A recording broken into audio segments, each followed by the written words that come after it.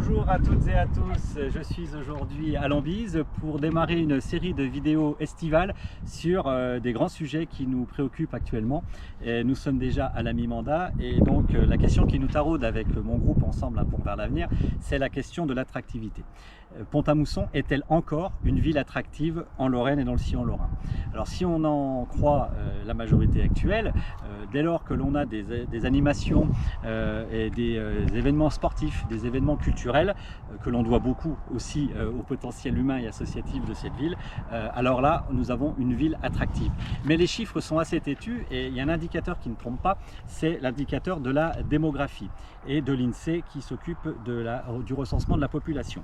Alors on peut ne pas croire l'INSEE, sauf que sur une tendance de 10 ans, on voit que la population elle est passée de 15 000 habitants à moins de 14 500 aujourd'hui. Et si on garde la tendance actuelle, nous serons d'ici 2030 13 000 habitants à Pont-à-Mousson.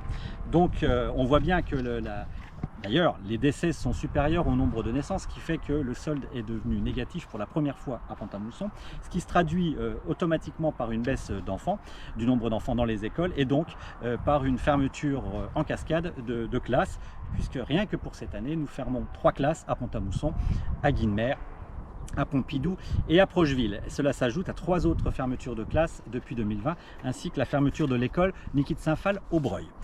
La question du centre-ville et du commerce de centre-ville est une vraie question également, puisque en matière de développement économique et d'attractivité, si on en croit la majorité actuelle, on va développer du commerce de périphérie avec encore un discount supplémentaire qui sera Norma dans quelques mois à Pont-à-Mousson, à Montrichard, et parallèlement à ça, en centre-ville, il ne se passe pas grand-chose, donc pas de politique efficace en la matière.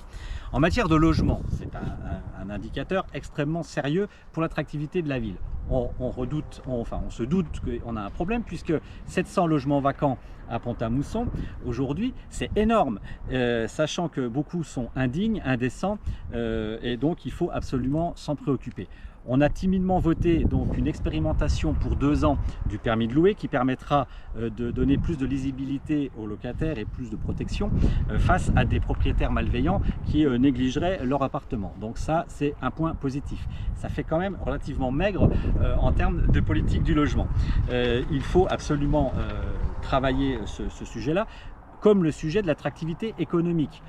Je me trouve ici à Lambise, qui devait être, si on écoute le maire-président actuel, finalement le symbole du développement économique de Pont-à-Mousson. Or aujourd'hui, Lambise, c'est le symbole de l'échec total de politique économique du bassin de Pont-à-Mousson, puisque Lambise va devenir à 90% un lotissement, alors que ça devait être un pôle d'activité économique. Et les peu d'activités économiques qui sont présentes sur le site, c'est Pôle emploi, qu'on a fait venir artificiellement à Pont-à-Mousson, avec toutes les conséquences que l'on connaît pour les demandeurs d'emploi, et le magnifique bâtiment bleu derrière moi, qui est le bâtiment de la communauté de communes, destiné à accueillir des entreprises. Ce bâtiment a coûté 2 fois plus cher qu'il aurait dû coûter, pour faire venir une entreprise qui était en grand dynamisme, en grand développement.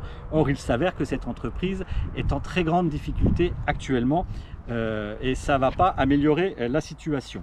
Donc on voit bien que finalement pour développer Pont-à-Mousson et pour que Pont-à-Mousson soit vraiment une ville attractive, il faut mettre en place cette politique de redynamisation du territoire, donc cette ORT avec la revitalisation du cœur de ville, des bâtiments oui, et des logements surtout, qu'il faut absolument remettre Pont-à-Mousson sur la carte du sillon lorrain et sur la carte de la Lorraine, avec des projets économiques, des plans de développement du logement et du commerce de centre-ville.